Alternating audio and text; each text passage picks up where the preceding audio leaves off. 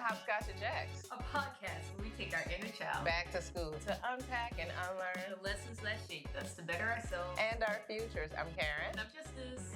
Let's go. Cheers. Now it's time for our morning announcement. Okay, so I'm just going to be real. Have you ever tried to suppress your emotions, Karen? I have.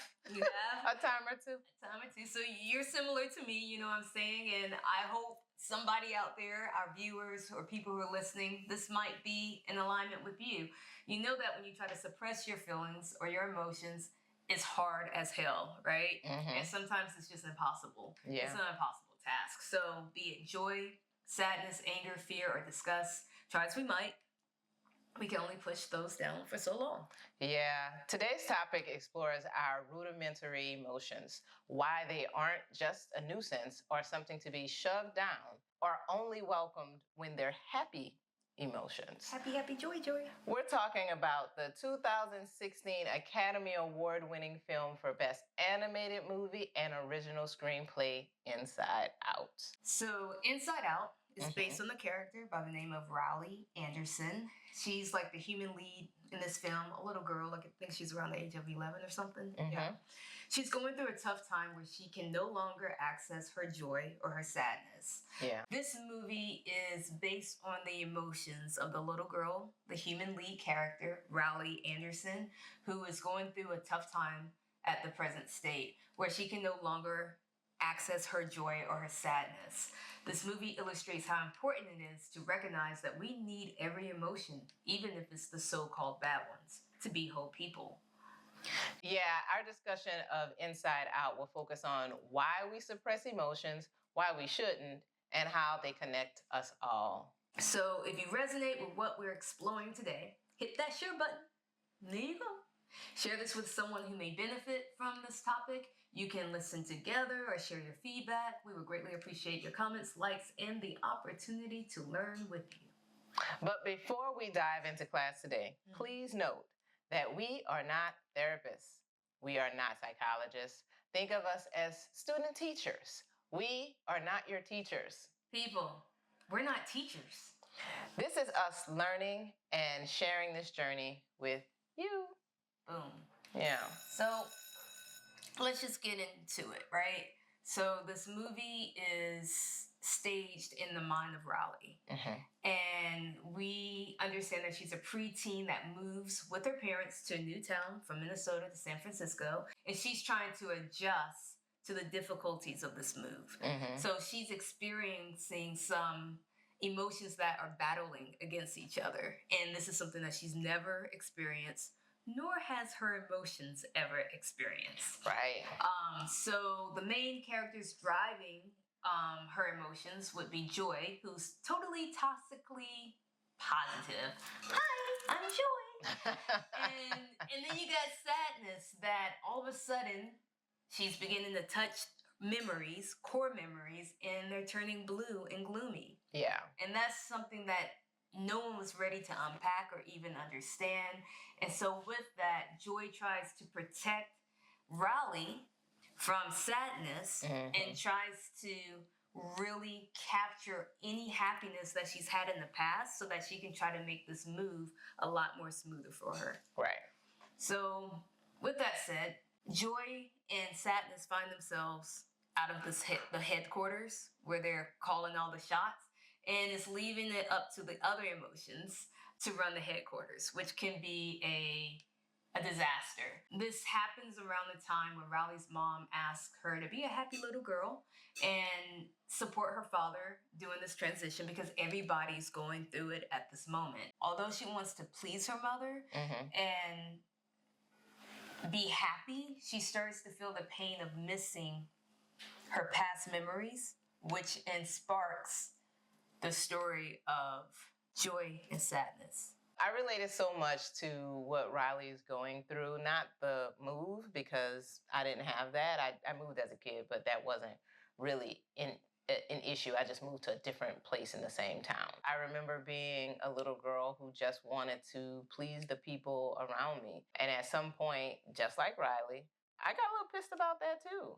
You know, when you can't access the joy or you are tired of feeling sad, sometimes you got to reach for the things that, aren't as pleasant for the people around you. Mhm. Did you resonate with the scene at all? I resonated with the scene, but differently. Mm-hmm. When I was younger, we moved a couple of times. I remember we moved from the Roach apartment, and I was happy when we moved into it. It was an apartment complex to our house, Okay. and I was really excited. I had no mixed emotions. It was yay. Making new friends and everything. And then when we moved again from elementary school to middle school, that's where I relate to Rowley. Mm-hmm. And it wasn't the fact that I was thinking that this was a people pleasing situation. It was more that I hadn't, I had yet to feel a situation where I was happy to do something, but I was also sad to leave somebody or home or school. I didn't realize, like, moving into this new school district, that I was going to have to start over.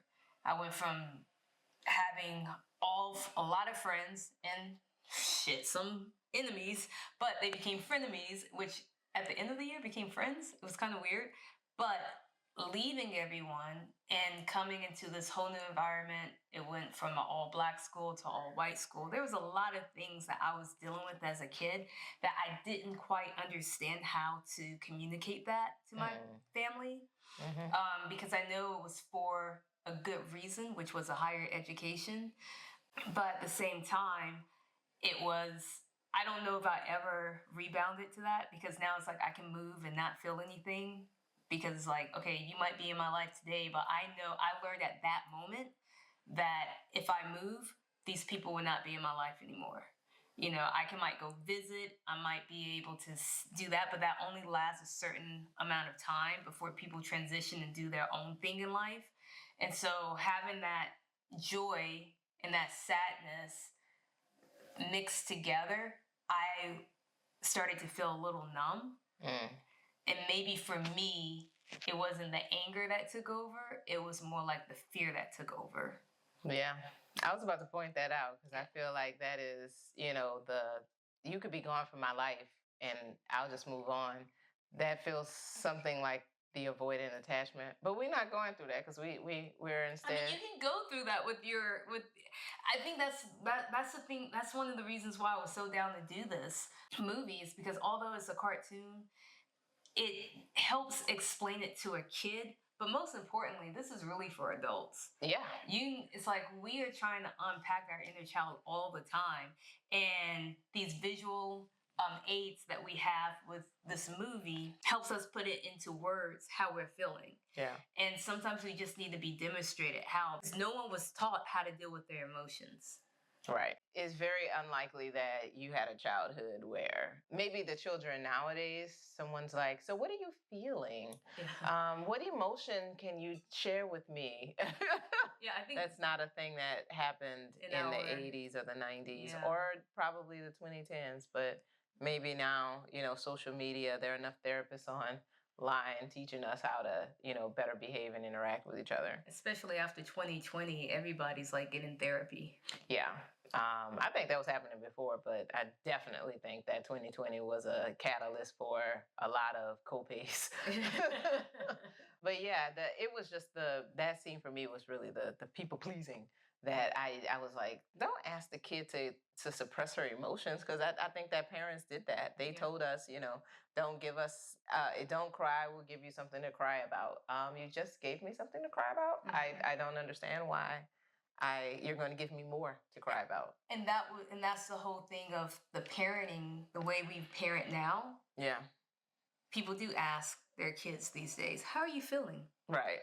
That's what I'm saying. Like, they have it better than we did. Before they did, and even in this movie, I don't think she came across hard. It was just, she saw her husband going through something. She's going through stuff herself with the move. And then she's like, let's just all try to be happy. Because the mom's trying to be happy. Mm-hmm. So she's trying to mirror with her child, like, this is how I'm responding, so can you respond the same way, without knowing exactly what Rowley's going through, because she didn't ask the question. Yeah. Yeah, that's what I wish had happened, honestly. But it didn't. And so we get the other emotions in there trying to figure it out because guess what? Joy is gone. Another moment that I resonated with was when Fear, he tries to quit and Disgust tells him emotions can't quit. Don't we wish they could though? I do. I wish we could just be like, I no longer feel sad. I no longer feel fear. I don't, I think disgust is useful. It keeps us from eating stuff off of the floor. Yeah. But 5-second rule. What about 7 seconds? No, it's 5. I don't know what the hell. 7? If it's like that. Wow. That's crazy, Pam. That's crazy. That's disgusting. But yeah, you cannot quit your emotions. You cannot suppress them because they are going to evolve and probably grow. And it's like, I think emotions are kind of like mushrooms. Like they grow in the dark. Like they just continue to develop. You think that they are being suppressed, that in the darkness that they will either change or diminish, but instead they're growing. Especially in the darkness. I mean, you start to compartmentalize everything, right? Or you start acting out in the sense of going out all the time, falling into traps of using substances, even sugar. Even sugar. It's not just, always a constant, or leaving. I know I ran away from United States for a minute, to try to run away from my feelings. But damn if those feelings didn't follow me. Right. And it wasn't until I got back and had to settle in and I was like, yo, I need to fix this. But sometimes you have to go through those moments. That's why, when anger took over and fear was like, I just want to go away. I was like, yeah, I don't want to have the anger. I don't want to have the disgust with finding out the things I'm finding out. I just want to hide. Yeah. And wake me up when it's over. Pretend it is winter and I'm a bear and I need to go into hibernation. You know what I mean? Uh-huh. It's like, but sometimes you can't do that. You gotta push through it. Yeah. That's the thing. A lot of people think that if you just suppress them, they'll go away. But that's not. They're just going to manifest in a different way. And you may be able to run away from your problems, but your problems are either going to follow you or they'll be there when you get back. With a big smile on their face. Like, right. Bitch. Right. You thought, but guess what?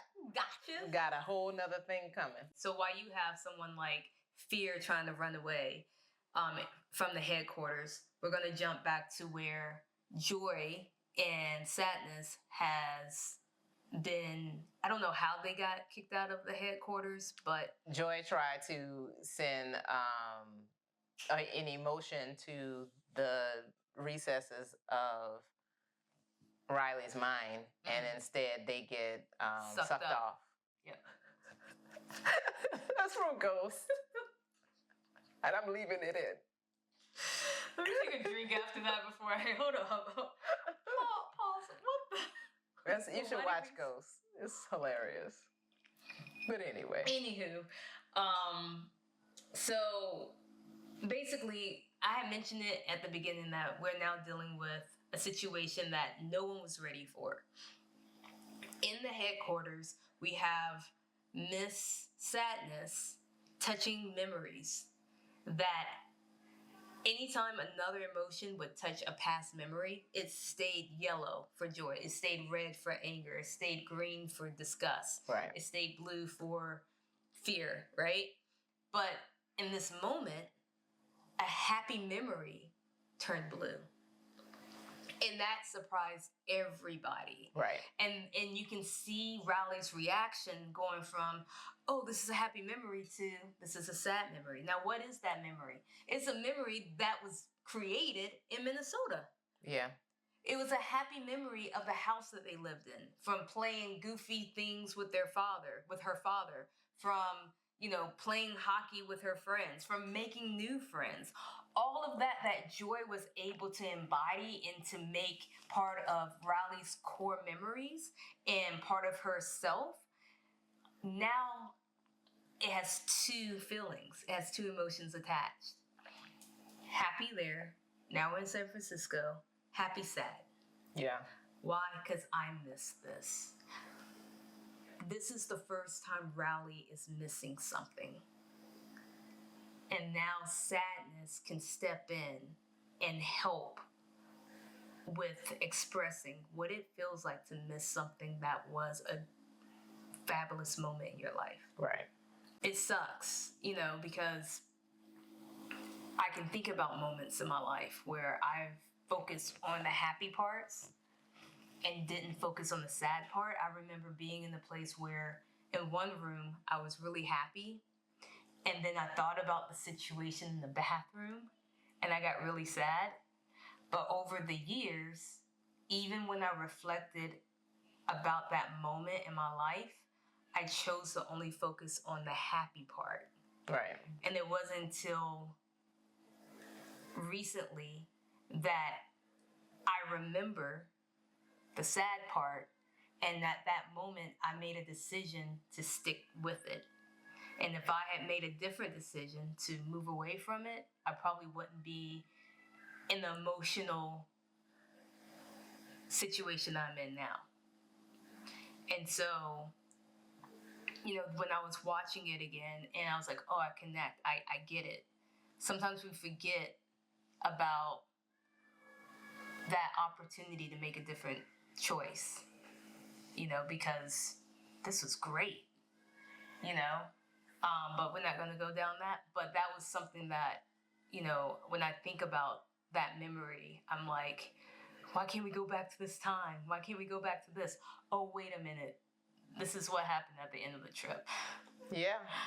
But that's the attachment that we have to things and memories and everything that happens in our lives. It's very interesting. I think that whenever we leave relationships, I'm thinking mostly romantic, but it could apply to friendships and familiar relationships, even, missing coworkers or whatever. But a lot of the times we think about something in one way and we only see the positive because we're only thinking back to the thing that we miss. We don't acknowledge the stuff that didn't work, the stuff that we were upset with. Like, you might have had a breakup with someone because of XYZ, and you're only thinking about ABC. Mm-hmm. You're thinking about, oh, this is what was working. This is what made me happy. This is what I would like to go back to. But you can't go back to that thing because there was a reason you left. Mm-hmm. You're ignoring XYZ. Yep. Yeah. It's not just about ABC. Yep. But that's what happened.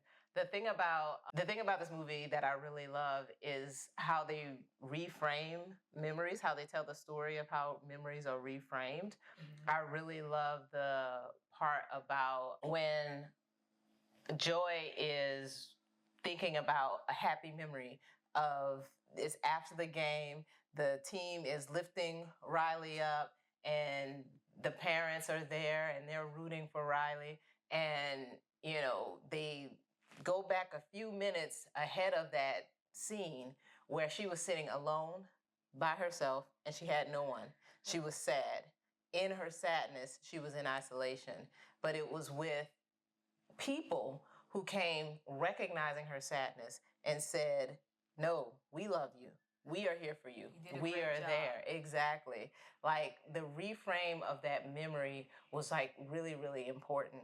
Like, when you think about that trip that you loved and you're ignoring the part where, I'm just throwing it out there, when the tire blew out and you spent 3 hours on the road waiting for someone to come, mm-hmm. and you didn't have any water, you're ignoring that. You're ignoring the part in the relationship where this person, ignored your feelings about whatever. And, yes, it was nice to go to bed with somebody, but it was really terrible to wake up to someone's awful mood. Yeah. Like, you're ignoring all of those things. But if you think about the other things and you see both sides of it, you might have mixed emotions about it. And it's important to recognize both of those things. Exactly. Or all parts of it, because it could be all 5 emotions that we're dealing with, all there in that same scene. Yep. The thing about it is, the way sadness connects us, we can see it illustrated when Bing Bong loses his rocket wagon. Who's and Bing Bong? Bing Bong is Riley's imaginary friend. And they discover him in the recesses of Riley's mind. And when he loses his wagon, he gets sad. He sits down. He doesn't want to pursue the mission anymore. He needs to take a moment. And Joy is like, no, it's okay. Just, brush that off. This doesn't matter. We have a mission. Just put a smile on your face and let's go. And he's like, no, I can't.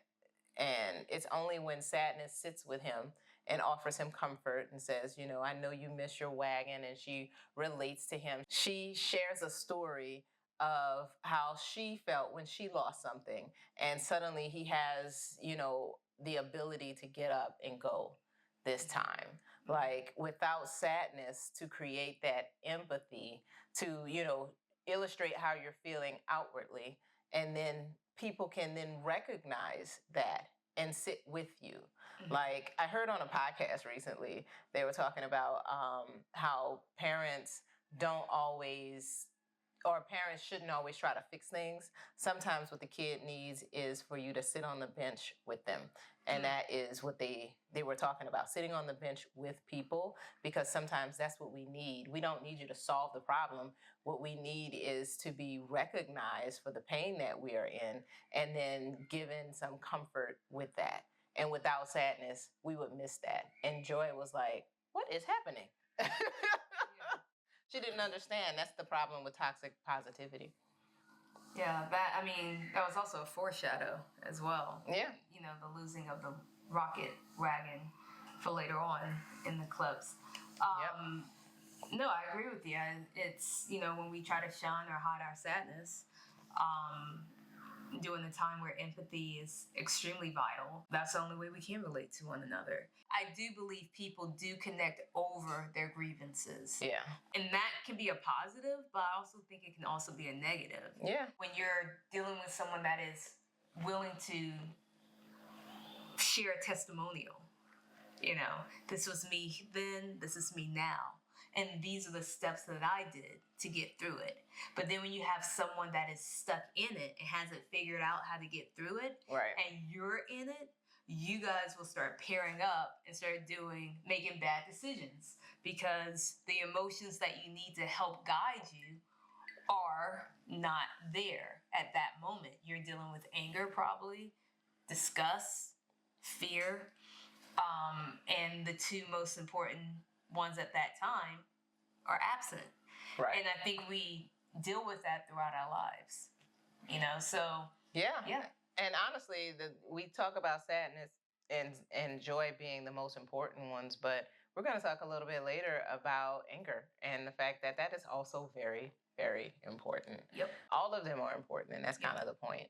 Mm-hmm. But what I found very interesting was that I feel like anytime Joy was trying to push past anything, was trying to ignore something, or was trying to, be the leader and ignore everyone else she considered followers, because she was the first emotion, I felt like she was always failing her mission because she could not leave sadness behind, even though she wants to suppress sadness. What are you struggling with right now? I'm trying to figure out why she's the first emotion. Like, I'm sorry, when you take that first breath and you're like, "Wah," and tears are coming down, it seems like you're angry. I mean, my God, I was in this womb that I was being fed. I didn't have to do anything. I could shit all I wanted to without having to be wiped. I was able to pee. I was able to, Are babies shitting in the womb? Yeah. You think they're holding on to all that nutrition? That's when they start doing their bowel movements. You didn't, yeah. Where does it go? Is it evacuated? It goes in when it goes into whatever the mother is doing. You think they're holding their poop and pee inside the mom? Well, I don't know if they're pooping and peeing because they have an umbilical cord, and I don't think it goes two ways. But the biblical cord goes into the belly, and it is something that is feeding them. Now, for it to come out their body, wouldn't it still come out of their a-hole? Yes, but where's it going? Because I don't think that it's in the embryonic sac. I don't know. That's a good question. Hey, I just imagine that. Maybe they can create a cartoon for us to watch. Write in the comments whether or not babies are shitting in the womb. You know? Look, all I'm saying is like they can punch and kick. If they're hungry, they're punching and kicking. And if they want to sleep, they start sleeping without somebody telling them to stop sucking their thumb, because that's usually where they start doing that. So understand that for Riley, joy was the first emotion. But I think for everyone else, they might have a different emotion. The people who come out crying are sad. The people who come out or wailing in anger are perhaps angry. Yeah, I mean, if you're dealing with spirituality and everything, people are like, damn, this shit again. Right? I gotta do it all over again? The hell? I kind of believe in reincarnation, but that's a different episode. Like, shit, I'm a boy now? Fuck. Right? So here's the thing. Every time Joy tries to leave sadness, she fails her mission. To me, that is the point of the movie. Yeah. That, you cannot be toxically positive and ignore the fact that this big emotion, these big things are also important. Yeah, it's a yin and a yang. Yes, absolutely. But we said we're going to talk a little bit about anger. Did you want to? Yeah, Mr. Redhead over there. I mean, he was red. He was red, and he decided, you know what? Out of all of us, I'm going to handle this console. You know what I'm saying? Yeah. I'm going to run this. And I am happy that he did. I'm also like, what? But it takes some balls to step up to the plate. And Fear didn't have it, and Disgust was very questionable about what she wanted to do. So because he took over, he began to lead and make Riley do things that was totally out of her character. Even though he thought he was doing it in the best interest of Riley, they all acknowledge that she is sad or not happy because she's missing home. And so with that, it was like, okay, the only way we can make her happy again, because like I said, the only memories they have are based in Minnesota. Yeah. They have none of them, Riley or her emotions, have been able to create memories in San Francisco where they can connect their joy, their anger, their happiness to San Francisco. All they can do is be numb. So they concoct a situation where she's going to steal money from her mom and hop on the bus and go back to Minnesota so that she can make happy memories again. Yeah.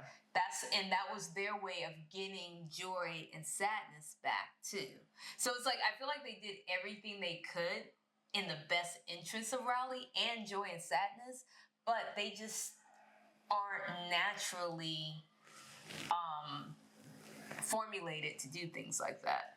They have to go off of what they were meant, their purpose. Represent anger, represent disgust, and represent fear. Right. Well, I mean, the thing about that is I feel like as Riley is going through these various experiences, because she is creating new memories in Minnesota, like when she cries in school, that is a very bad... In San Francisco. That is a very sad memory that she has. It's a very bad moment that she has. And, she's dwelling on that. And when she goes to play hockey, her head's not in it. Her heart isn't in it. Because she's thinking about exactly. Minnesota.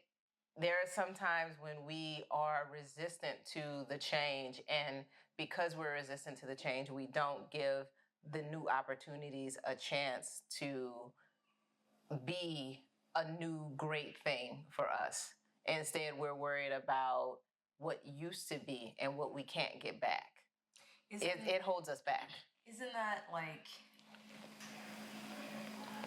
Like when I think about that, we do that all the time. With a lot of things. A lot of things. And we know that we're doing it. As we get older, we know exactly what we're doing when we're doing it, but we're still stuck in it at times. We're ignoring the bad ramifications of something that we might be doing. Yeah. We ignore things to our detriment. Yep. And we think we can change it this time around. I know this happened that time, but, if I go at it this way, or if I go at it that way, or maybe it was just the way I handled it, then maybe the outcome will be beneficial. But the situation is, if you didn't learn the lesson the first time, you need to learn the lesson the second time. And if you're trying to rework how you're going about handling that lesson and you're not getting it, then it's just going to keep repeating in your life, showing up in different ways. Like, to be able to sit there and be like, now I get it. Now I understand. Believe me, it's going to cut the tether off. It's like a switch. Something changes in you and you're like, that's it. Learn the lesson, move on.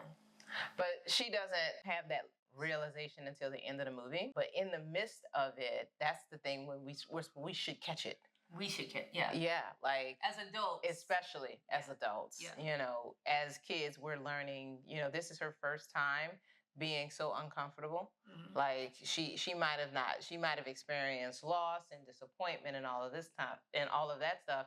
But this is the first time she's actually having to deal with her emotions in this way. And she's actually having to figure out how to be happy, but she doesn't want to.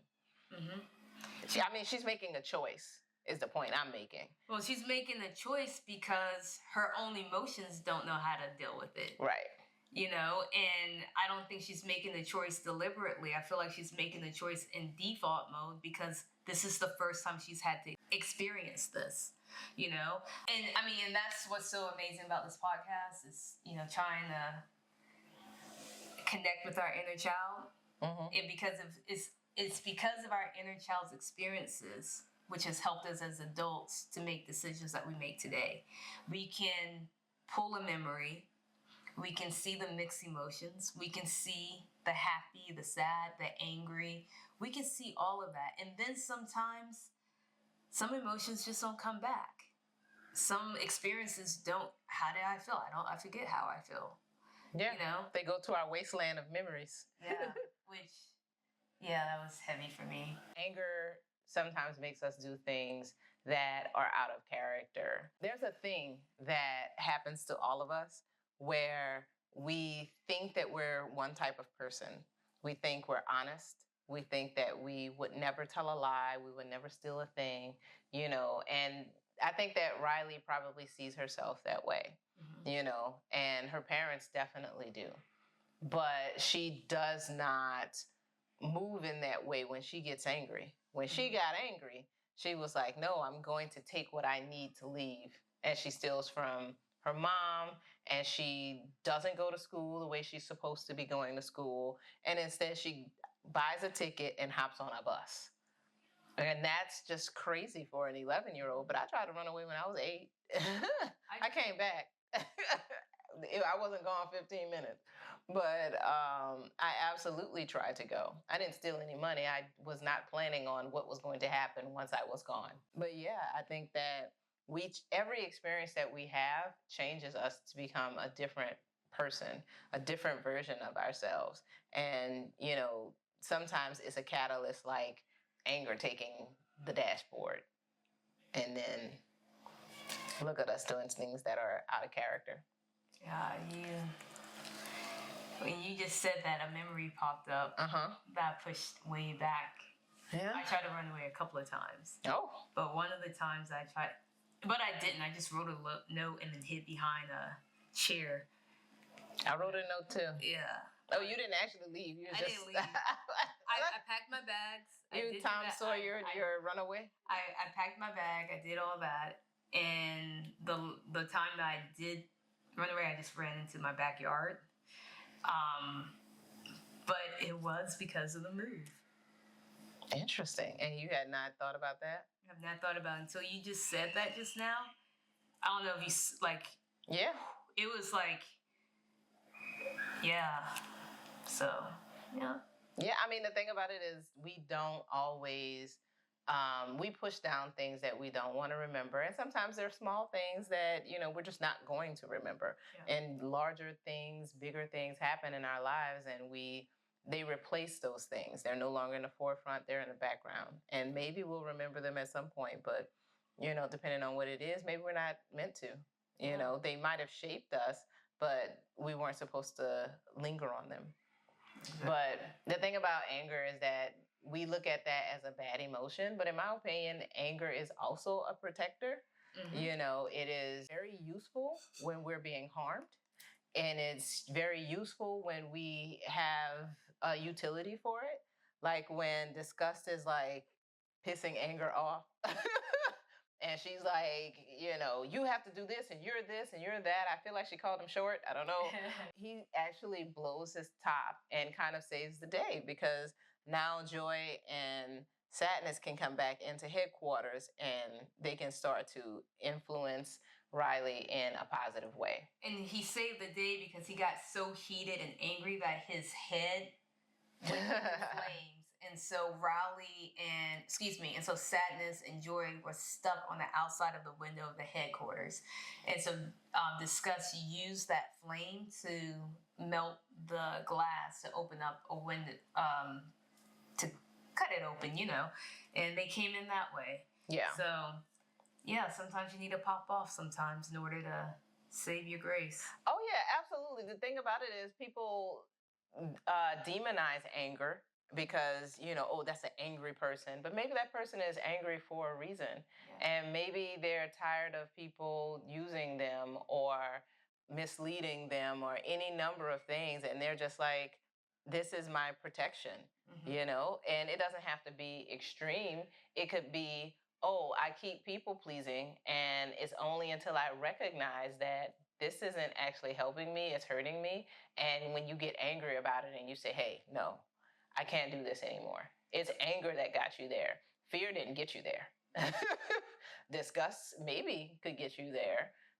Joy probably isn't going to get you there. Sadness probably isn't either. It has a function, and it's not all bad, is the point. So the overall moral of this movie. The moral of the story is that it's better to embrace your emotions than to suppress them. Mm-hmm. That's the key, because if you don't recognize, you remember always the first step is to recognize whatever it is, the problem, recognizing that there's a need for a change, whatever that is. Recognition is the first step. Mm-hmm. And then from there, figure it out. Yep. But you can't fix something that you won't see or actually acknowledge. And if you don't understand it, you got to seek the help. Yes. In this situation, when her feelings hurt, when sadness and joy was able to make it back to the headquarters, she was able to confide in her mother that she was sad. Why did you run away? This is out of character. And she was able to feel the joy of her memories in Minnesota and then explain the sadness of losing those moments in Minnesota. And then the family was able to come together to reshape the scenario so that the transition can be a little bit more smoother, because as parents, sometimes they forget that although you're just a little person, you have feelings too. And they're used to dealing with it a certain way. They've grown up. They're like, oh shit, I gotta go through this again. But even her parents was dealing with this for the first time with their child. So lessons learned. Yeah, the thing that I loved about that scene where, Riley comes back in and the parents are there and she shares this with them. It's the same thing that we were talking about earlier with sadness comforting Bing Bong. Instead of, in the earlier scene when the mom comes into Riley's room and says, we got to be happy for dad. We can't add pressure to dad by, not being okay. We have to be okay. That didn't happen. It happened later when she said, I'm sad. And the parents were able to say, you know, we're sad too. Yep. We miss Minnesota too. You know, we're here with you. They needed that moment, that empathy between them in order to grow together. You know, that's the whole point. Like, sadness is a connector. It is empathy that keeps us human. Yep. That makes us human. So I think that is very important. Yeah. And you definitely need that in all your types of relationships. Absolutely. Every single one. I mean, that's only going to make your... I mean, I don't know if in coworkers. Oh yeah, actually I do. I'm going to take that back. Me empathizing with my coworker about how much we are tired is very important. Yeah. We're frustrated at this job. So that we can get it done together. Yeah, I mean, there's nothing worse than feeling alone. Yep. So with that said, I think we done did that, yo. We did done did that. We did on that. We did done do that. Yeah. So it is time for some homework. Hit them with the homework. You know, look, this is going to be a hard assignment. I think out of all the shows that we've done, this is going to be one that we really have to reflect. So I want you guys to practice emotion integration. Now, what is emotion integration? It's exactly what this movie's all about. Combining your joy with your sadness. A memory that reflects happiness and how it can turn to sadness at the same time. Reflect on a memory that you've ever experienced and identify your first emotion. Was it happiness? Joy? Was it sad? Was it disgust? Was it regret? Whatever that initial emotion was. Then from there, think about the secondary emotion that may have emerged. Like for myself, when I got in my truck to travel from Atlanta to California, I was happy. It was exciting. The trip, the road trip with my boy, everything. We did it in 48 hours. I had a story to tell. You know what I'm saying? But then in these moments that I was saying goodbye, giving people hugs, and realizing my family's not with me physically. My homeboy's going to be flying back to Atlanta. I'm here and I have to make new friends. I understand a whole new life out here. That was sadness, embarrassment. There was a lot of different emotions, but just for this reflection of Inside Out 1, that is what I had to compete with. So I had to integrate those emotions. And then once I was able to figure out that happiness was my dominant and sadness was my secondary, I rewrote that memory to include both. Because now when I tell the story, I can express that although I was so happy to come out here and live my dreams, I was also sad that I was leaving my family. Yeah. And everything that I do out here, I'm trying to be a positive influence for my family. Right. And a lot of this weight that I've put on my shoulders, emphasis I put on my shoulders. You know, and some people are going to get it. Some people are not going to get it. Right. You know, but yeah, try that out. See how it goes. You might come up with a bunch of different memories in your brain that makes you feel, oh yeah, I was happy and sad. Yeah. So mixed emotions are a thing. A lot of people want to compartmentalize and say one thing, but most things are not one thing. I love to say there's a spectrum because it's true. There is. All right, but it's that time for after school. We take a dip in the pool, which is really on the wall. Swish. I gotta color TV so I can see the Knicks play basketball. Hook. I did the switch too soon. You did it. My own choreo and I went down and played. It's okay. Get back up. Get back up. What you got going on, my friend? I'm gonna be understanding my mix of emotions. Yeah. You gonna do the homework? I'm doing the homework. I mean, I like watching this movie and talking about it on the show. unpacked some emotions that I didn't realize I was only focusing on the dominant one. Yeah. And I ignored the other part. And the situation is, if you ignore the other part, sometimes that can change your decisions at that moment in time. Yeah. And when you reflect on it, you're like, oh, if I had just did that, I wouldn't be here today.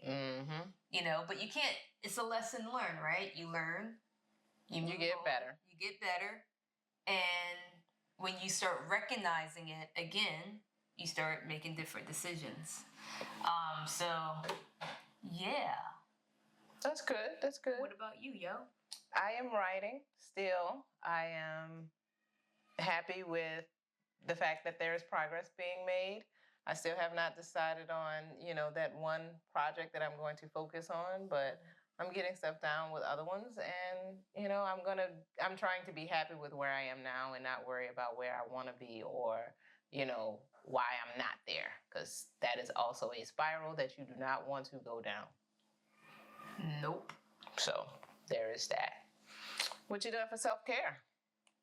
I'm taking my long drives. Yeah. Last week I did a long drive to Huntington Beach. Nice. Beautiful. Had my little pup with me. He's not a pup. He's an angry dog. He's angry? He's angry.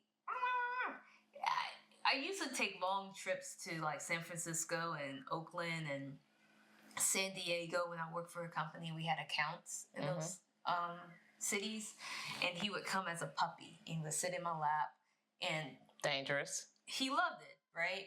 And now that he's bigger, he can't sit in my lap, and so that's a memory that he has that he enjoys, and he thinks he should be able to do that. So, and then he has a memory of anytime I got out the car, sometimes I had to leave him in, and so he cries because he's not in my lap, and it's so annoying.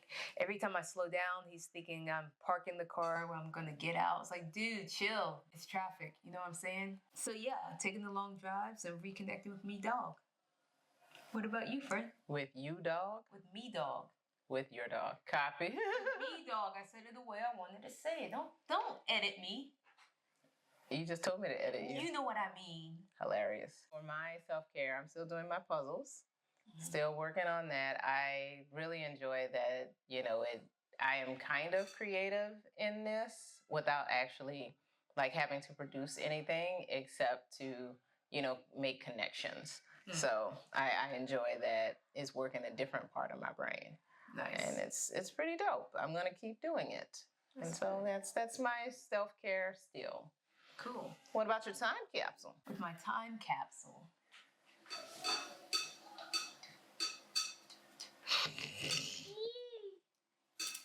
I'm gonna bring out my kangaroo. This has been in the storage for a minute. That's not one of Oreo's toys? No, it's not Oreo's toy. This was actually in storage when I was living at my other location. And once I moved here, I went through my storage and I got out my memories that made me happy. Yeah. And I think that's important. Anytime you move in with somebody or you're moving, make sure you keep the things that make you and attach you to your core identity. Because when you start putting it in the closet and packing it up, then you start forgetting parts of your memories. And so watching this movie brought me back to where I enjoyed going to Australia, teaching master dance classes. And one of my students gave me this to say thank you. And so that I can remember her. So ironically, it's made in China. But, you know, so when I see this, it takes me back to a time where I was living my dreams, enjoying my dreams, and I was loving it. Yeah. You know, there's some sadness in it, but the overall that was my purpose. That's dope. Yeah, so. Hilarious. What about you, friend? So for my time capsule, I did not bring it here, but I have this pillow from that I got when I graduated college. It says, you know, congratulations, and it has a cap and gown. Not a gown, but it has like the cap on it. And my nephew went off to college Makes me feel so old. Makes me feel so old. Well, you are old, friend. You're younger than me, but you know. I was going to point that out, but I also am just trying to, say that a little less Aggressive? No, just in anger general. trying to get in? No, just just trying to be okay with where I am right now. But you're in a good space, friend. Thank you. I probably won't, but maybe I'll put a picture up so you can see the pillow. But it's something that I still have. Does it have drool on it? No, I don't actually use it as a pillow. I have pillows for the drool. That is not one of them. But, it reminds me of that time in my life. And, seeing him go off to college is, it's a little sad, but also very happy because, he's growing and he's going to, technically he's an adult and he's growing into a fine young man. And, I'm proud of him. Yay! Yeah. But anyway, I guess it's time for a little extra credit. Yep. For extra credit, follow us at Hopscotch-N-Jacks pod on Instagram. And you can also email us at hopscotchnjackspod@gmail.com. Put anything in the subject if you just want to see what we're doing, or if you want to have a specific topic that you want us to discuss, let's go. Wherever you get your podcast, let's do it. Subscribe as well. And then if you want that extra credit, get to know us. And you can get to know me at Art of Justice. That's IS, not ICE, on Instagram. And you can get to know Karen at Karen Got This. That's with the C and a Y. With a C and a Y. And only on Instagram, because why use all those other things? Make sure you share, you like, you follow, and you comment. Let us know how we're doing and, what you want to see. Yeah. We appreciate the support. Yeah. Peace. Deuces. 2 fingers out. Cut it out. Wow.